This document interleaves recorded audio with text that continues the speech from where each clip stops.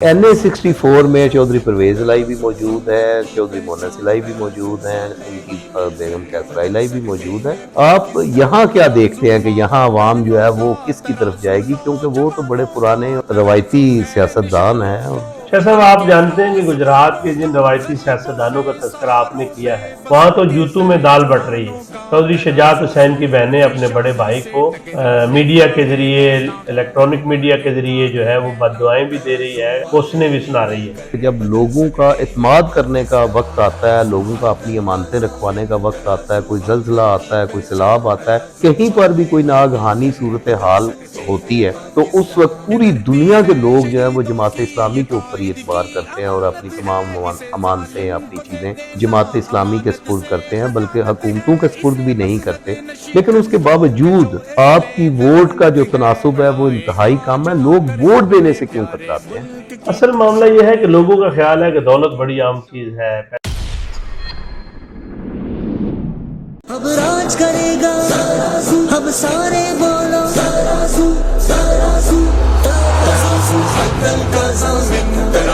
अमन की पहचान, तराजू वाले ही मिलकर बदल सकते हैं पाकिस्तान।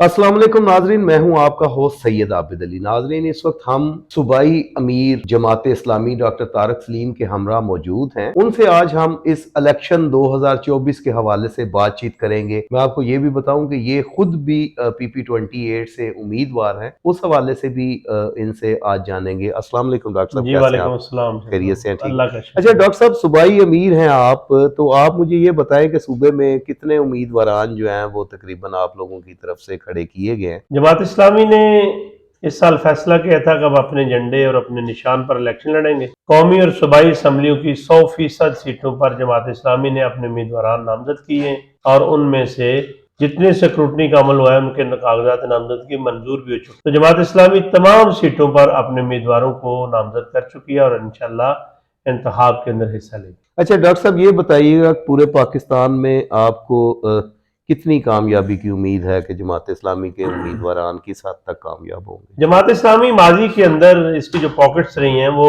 खैबर पख्तूनख्वा है, मालाकंड डिवीजन है, कराची है, चित्राल है, और इसी तरह आप पंजाब के अंदर आ जाएं तो जमात माजी में लाहौर में, भावलपुर में, शेखुपुरा में, लाला मूसा में, रावलपिंडी में, इस्लामाबाद में, टेक्सला से और इसी तरीके से मुख्तलिफ मकामात पर जमात इस्लामी ने कामयाबियां हासिल की हैं और सियालकोट से भी हमारे सूबाई असम्बली के उम्मीदवार कामयाब हुए। तो इस साल हमें इंशाअल्लाह तवक्को है कि ये इंतखाबात 8 फरवरी को जो होने जा रहे हैं, जमात इस्लामी तराजू के निशान के साथ खड़ी है और हमें बलोचिस्तान समेत, बलोचिस्तान में भी माजी में तुरबत से हमारे मौलाना अब्दुल हक बलोच कौमी असम्बली के मेंबर रहे और इस वक्त भी हमारे वहाँ बहुत ताकतवर कैंडिडेट हैं जो जमात के सूबाई क़य्यम हैं। इंशाल्लाह हमें उम्मीद है कि हम बलोचिस्तान में भी हमें कामयाबी मिलेगी और ख़ास तौर पर कराची में, पाकिस्तान में गुज़श्ता जो बलदियाती इंतखाबात हुए सबसे ज़्यादा वोट जमात इस्लामी ने लिए थे, दूसरे नंबर पर PTI ने और तीसरे नंबर पर पीपल्स पार्टी ने।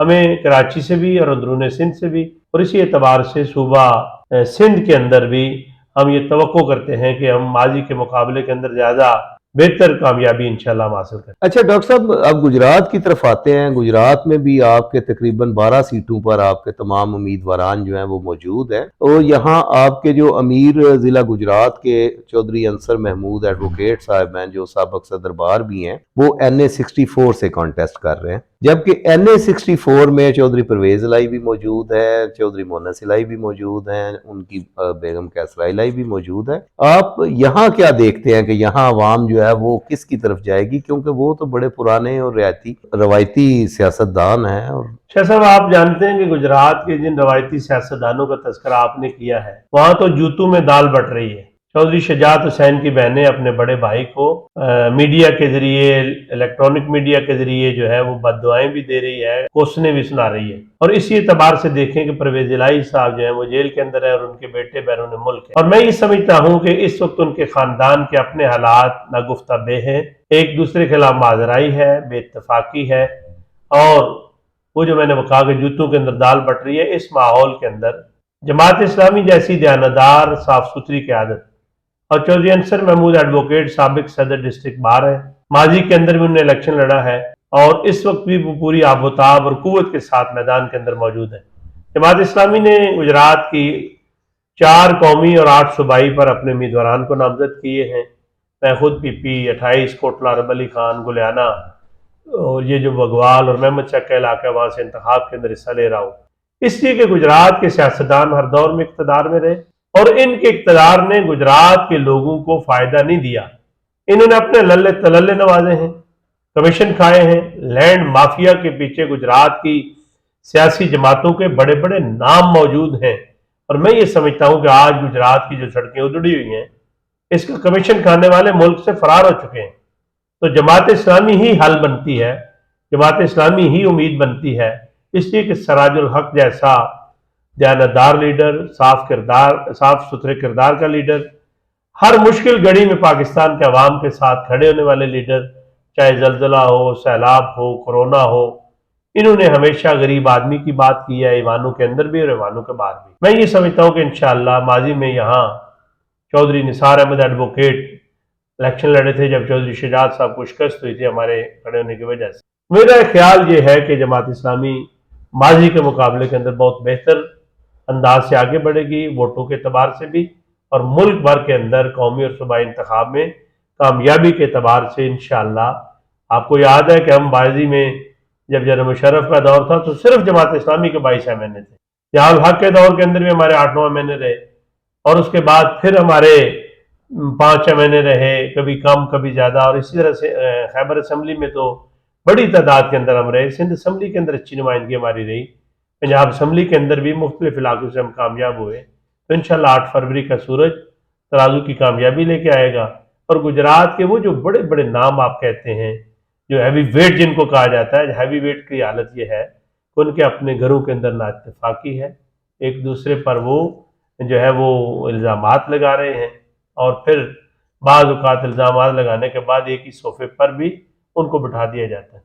ڈاکٹر صاحب آپ نے بڑی زبردست بات کی ہے، لیکن بات یہ ہے کہ پنجاب اسمبلی میں جماعت اسلامی کا تناسب جو ہے وہ کافی کم ہے، جبکہ ابھی آپ نے خود ہی بتایا کہ جب لوگوں کا اعتماد کرنے کا وقت آتا ہے، لوگوں کا اپنی امانتیں رکھوانے کا وقت آتا ہے، کوئی زلزلہ آتا ہے، کوئی سیلاب آتا ہے، کہیں پر بھی کوئی ناگہانی صورتحال ہوتی ہے، تو اس وقت پوری دنیا کے لوگ جو ہیں وہ جماعت اسلامی کے اوپر ہی اعتبار کرتے ہیں اور اپنی تمام امانتیں، اپنی چیزیں جماعت اسلامی کے سپرد کرتے ہیں، بلکہ حکومتوں کے سپرد بھی نہیں کرتے۔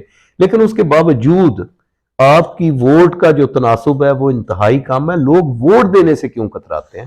اصل معاملہ یہ ہے کہ لوگوں کا خیال ہے کہ دولت بڑی عام چیز ہے، پیسہ بڑا عام ہے، یہ جماعت اسلامی کے لوگ امین ہیں، ایماندار، ان کو دینا چاہیے۔ ہم عوام کو باور کرانے کے اندر کامیاب نہیں ہو سکے کہ پیسے سے زیادہ آپ کا ووٹ قیمتی ہے۔ اختیار اور اقتدار کے مراکز پر جو لوگ بیٹھے ہیں، اگر وہ دیانتدار ہوں، کرپٹ نہیں ہوں گے، لینڈ مافیا کے لوگ ان میں شامل نہیں ہوں گے، تو آپ کے حالات تبدیل ہو جائیں گے، آپ جو ہے وہ آزاد فضاؤں کے اندر سانس لے سکیں گے۔ یہ جو مہنگائی ہے، آپ کا کیا حال ہے کہ اگر ہمارے بڑوں کے پروٹوکولز ختم کر دیے جائیں، غیر ضروری اخراجات ختم کر دیے جائیں، تو کیا ہم ملک کی حالت کو بہتر نہیں بنا سکتے؟ ہم آدمی کی حالت کو بہتر نہیں بنا سکتے؟ انشاءاللہ مجھے امید ہے کہ جماعت اسلامی جس عزم کے ساتھ اس میدان کے اندر ہے، ہم عوام کو یہ بات باور کرانے کے اندر کامیاب ہوں گے کہ آپ ووٹ کا ٹھیک استعمال کریں، تو پاکستان کی یہ جو سمت ہے یہ بھی ٹھیک ہو جائے گی، اور ہم اپنی منزل کی طرف وہ پیش قدمی بھی انشاءاللہ کر سکیں۔ اچھا ڈاکٹر صاحب، اگر آپ لوگ کامیاب ہو جاتے ہیں اور اللہ کرے آپ لوگ کامیاب ہو جائیں، تو آپ کی فرسٹ پریورٹی میں کون سی چیزیں شامل ہیں؟ ہمارے خیال میں پاکستان کے لوگوں کو اس وقت قانون کی عملداری بہت ضروری ہے۔ قانون کی عملداری ہو جائے تو کوئی چھوٹا اور بڑا نہیں رہے گا۔ آپ دیکھیں ملک کے اندر 2 قوانین چلتے ہیں، ویگو ڈالوں کے لیے الگ قانون ہوتا ہے، عام آدمی کے الگ قانون ہوتا ہے۔ قانون کی عملداری ہو جائے، عدل و انصاف مل جائے، اور اس کے بعد پھر لوگوں کے اوپر یہ جو جکڑ بندیاں ہیں، لوگوں نے ان کو تھانہ کلچر کے اندر، ڈیرا کلچر کے اندر جکڑ کے رکھا ہے، ہم یہ سمجھتے ہیں کہ ہمارے آنے کے بعد لوگ اس طرح ڈیروں کے پابند بھی نہیں ہوں گے، سیاسی آستانوں کے پابند بھی نہیں ہوں گے، اور اسی اعتبار سے انہیں پھر تھانہ کلچر کے اندر جو ہے اس سے بھی ہم آزادی دلائیں گے۔ ہمارا دوسرا ادب یہ ہے کہ ہم لوگوں کے اندر شعور بیدار کریں، تعلیم عام کریں، اور لوگوں کو بتائیں کہ قناعت کے ساتھ وہ زندگی گزارنا سیکھیں۔ ख्वाहिशात को ज्यादा बढ़ाने से मसाइल बढ़ते हैं। आप देखें जमात इस्लामी की टॉप की लीडरशिप है, आम गाड़ियों के अंदर वो सफर करती है, वक्त के साथ बड़ी गाड़ियां भी हम यूज करते हैं, ऐसा नहीं है कि हम बड़ी गाड़ियां इस्तेमाल नहीं करते, इसलिए कि अल्लाह ताला की जो नेमतें हैं उन पर हक उसके बागियों का नहीं है, उसके बंदों का हक है। लेकिन हम ये कहते हैं कि अगर आपके पास वसाइल हैं, आप उनके वसाइल के जराए दुरुस्त अगर आपके हैं, तो आप उन वसाइल को इस्तेमाल करें अपने अवाम की बेहतरी के लिए। और इसके साथ साथ मैं ये समझता हूं कि हम अवाम की मुश्किलात को हुकूमत में हुए बगैर अल खिदमत फाउंडेशन के प्लेटफॉर्म से राशन की सूरत में, अद्वियात की सूरत में, मेडिकल कैंप्स की सूरत के अंदर, और इसी एतबार से भी जो सैलाब आया था मुल्क के तूल अर्ज के अंदर कम से कम 3 सूबों के अंदर, तो हमने बलोचिस्तान, सिंध और खैबर के अंदर लोगों की मदद की, और जुजवी तौर पर पंजाब के जो इलाके मियाँ वाली के मुतासर हुए थे उनके अंदर भी मैंने खुद जाके कोई 300 के करीब मकाना तमीर कराए। शाहजाद अगर आप देखें कि जमात इस्लामी इक़्तिदार के अंदर नहीं है तो ये काम कर रही है, अगर इक़्तिदार के अंदर होगी तो हमारे नुमाइंदों ने माजी में साबित किया कि कराची के मेट्रोपॉलिटन का बजट हमारा मेयर आने की वजह से वो कई गुना ज्यादा बढ़ गया था।